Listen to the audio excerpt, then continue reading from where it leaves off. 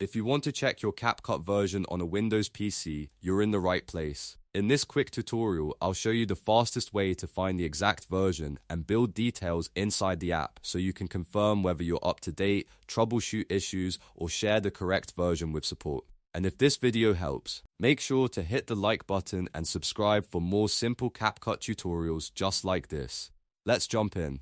First, launch CapCut on your Windows computer. Once the app opens, you'll land on the main dashboard or project selection screen. This is the home area where you can start a new project or open an existing one. From here, look toward the upper right corner of the screen. You should see a small settings icon, usually shaped like a gear. Click that settings icon to open the settings window. After you click it, a pop-up panel will appear with different app options and information. Now, scroll or look toward the bottom section of that window.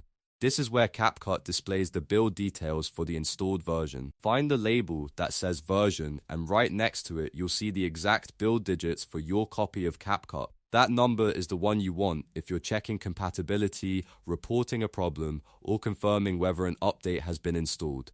If you don't see it right away, just take a second to look through the lower part of the settings window, because the version information is typically placed near the bottom for easy reference.